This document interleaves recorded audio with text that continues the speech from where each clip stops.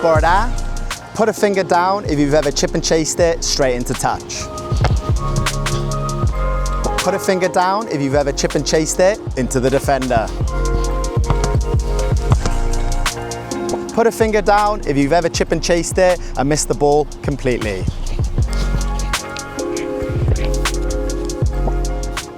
We've all done at least one of those things. Let's see if we can fix them. Chip and chase was requested by Area Phoenix on a previous video, so if there's something you want to see, leave it in a comment below. Hopefully you know the stages of the videos before we build into the challenge at the end, so let's go. And the doctor is in the house.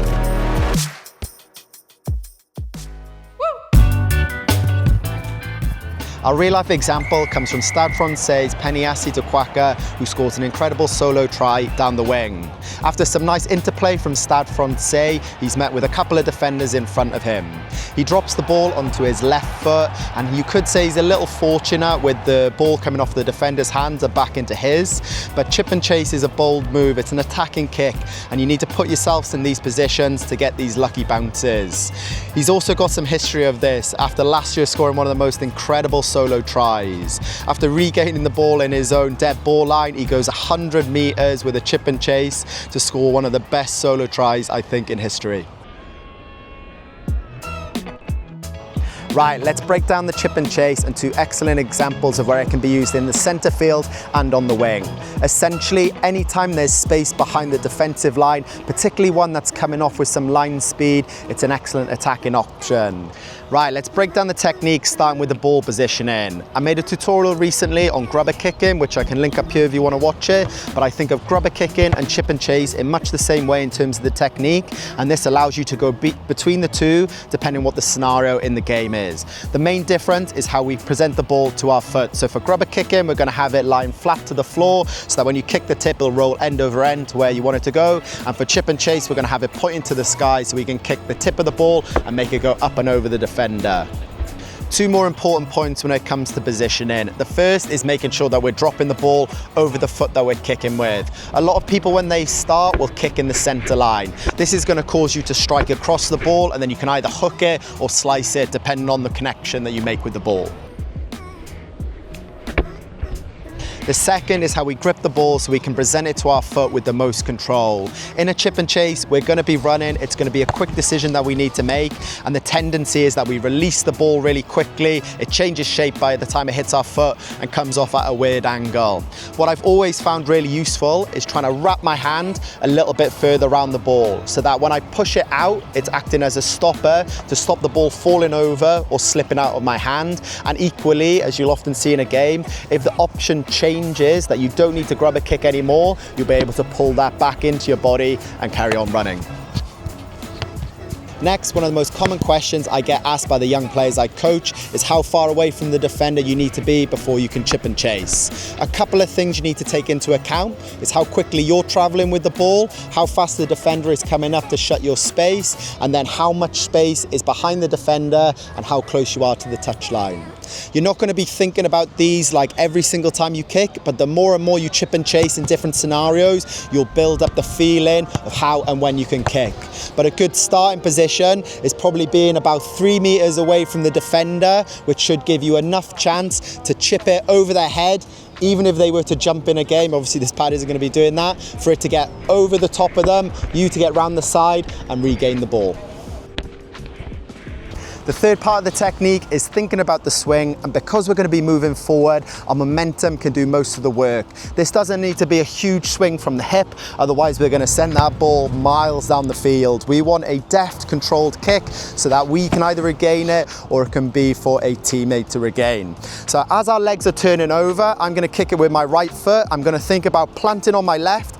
Ever so slightly, I'm going to cock my right foot, and in the same movement of running, it's just going to be a flick from the knee. And then the last bit of this is as I kick it, it's a little hop onto our foot so that we can keep running and go after the ball, okay? So if I'm running, I'm going to plant, kick, land on the foot and keep going. Just to reiterate, what's going to get this up and over the defender is firstly having the ball pointing up, connecting with the tip of the ball, and when we come through with the swing just from our knee and the little pop, we're going to encourage the ball up, and our momentum is going to get it to go forward so we can chase after and regather it. Another point to think about is keeping our head and our eyes at the contact point of the ball. With a defender coming towards us, it's very tempting to look at the defender, but as soon as we do that, we're going to be risking missing the ball or not connecting with it sweetly. The last part of the skill is chasing after the ball and regaining it, and there's two ways that this could happen. The first is that you've timed the kick perfectly so that the flight of the ball and your run meet without the ball ever touching the floor. My best piece of advice with this is having a bit of a cradle with your arms rather than trying to snatch it, which I see a lot of young players do.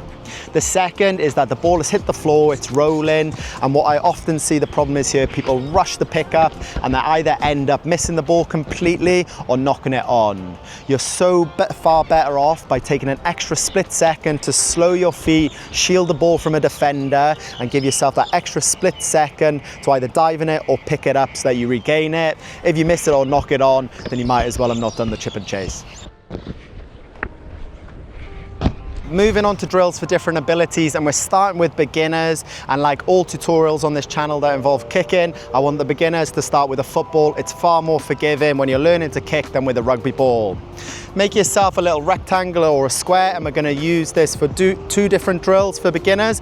The first one is we're just working on that 2-to-1 drop and kicking the ball back up to ourselves. Try and keep the ball within the rectangle and start playing around with how hard you can kick it. You don't need to be moving just yet, just standing still, kicking the ball up to yourself.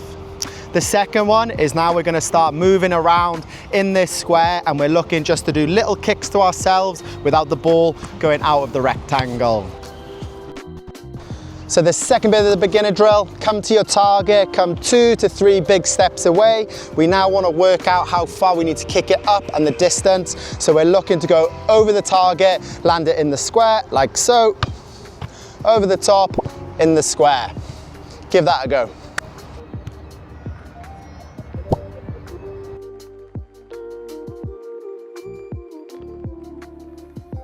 To begin with, I want us to make a rectangle going up the pitch. I've put a tram line on 5 and the touch line, and it's about 20 meters long. We're going to start at a jogging pace, build up into a run, and we're looking just to chip and chase with no defender, but keeping the ball between the tram lines. You can either start with a football if you feel more comfortable there, but intermediate players, I hope you'll be moving on to a rugby ball. So practice your hand positioning, dropping it over the foot you're kicking with, nice solid connection, and working on that kick and land on the same foot. So let's see how we go. For the intermediate, I just want us to build up to be able to run at a decent speed while catching the ball still.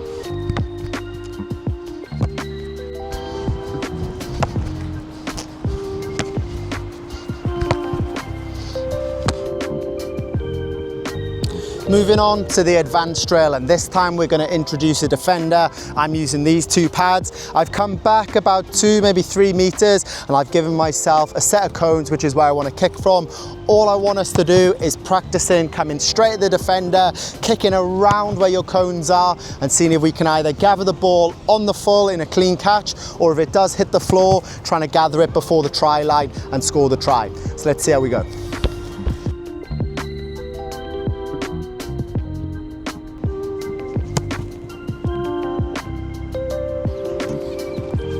So 2 ways you can advance this drill. If you have a partner, you can swap them out for the pads, and they can start either closing you down or starting to jump into the air, putting a little bit more pressure on the chip and chase. The second way is putting a line of cones in line with the pads. And you can work on your accuracy then of either aiming just to the left of the defender or just to the right of the defender, which is what we're going to have to do in a lot of game scenarios.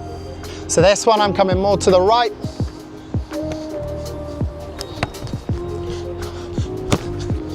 This one more to the left. So I should probably say how to control these kicks. So just a slight turn in your body and the direction that you're going to place the ball. This will allow you to kick in that direction and follow after it, okay? So if you want to come to the left, just as you're about to go and chip and chase, a small turn to the left, and we can kick it on that angle and chase after it. Yes, it's the challenge, and today I'm still recovering from my shoulder and my calf injury, so I can't run very far or lift my hands very high, so we are going to be looking for precision. I'm still going to have to run, chip over this defender, catch the ball and look to score the try, but there's going to be some stipulations with these cones that I've laid out. So I've essentially got 2 scoring zones, so I've got a rectangle on this side with the blue, white and yellow cones, and one on left-hand side. I'm going to have 10 kicks and I have to go back and forth and essentially just have to catch the ball in these scoring zones. For me to pass, I'm going to need to get 6 or more. A fail is going to be 5 or below. And my prize, if I do win, get 6 or more, I'm going to go for a ramen. It's a little bit cold in Hong Kong today. It's one of my favorite things to eat. But if I get 5 or below, I am going to one of the huge staircases that you can find everywhere in Hong Kong. And for every kick I miss, I need to run up and down those stairs 100 meters of elevation. So if I miss by 2 kicks, I'm doing 200 meters. If I miss by 6 kicks, I'm going to end up doing 600 meters. It doesn't sound like a lot, but that is not going to be very nice. Right, let me set the cameras up and we'll get into this challenge. Right, I'm starting on the right.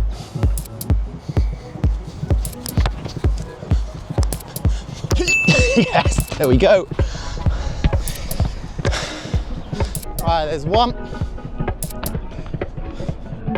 Maybe a little bit long. I just said the distance. Right, second one out to the left.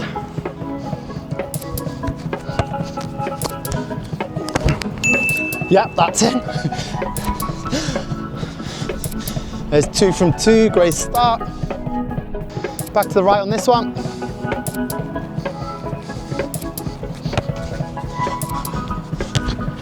Yeah, there we go. 3 from 3. Nice accurate kick so far. Back to the left.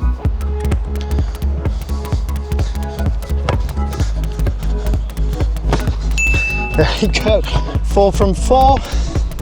I don't want to speak too early, but I might have, maybe should have made this a bit harder. Back to the right, 4 from 4.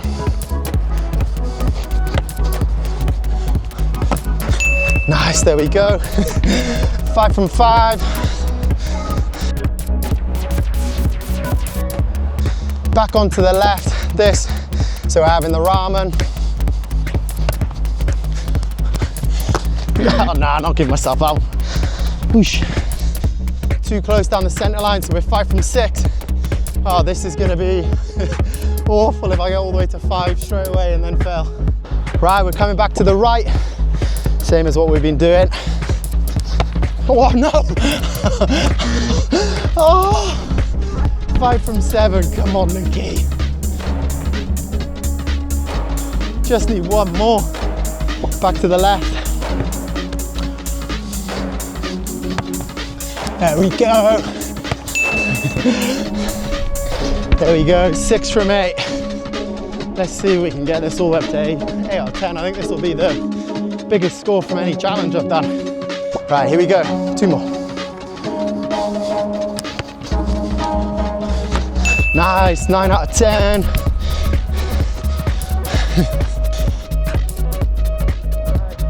Last one, onto the left.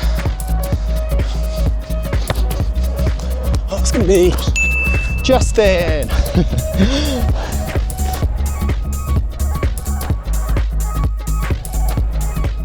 Right, there we go, 8 out of 10.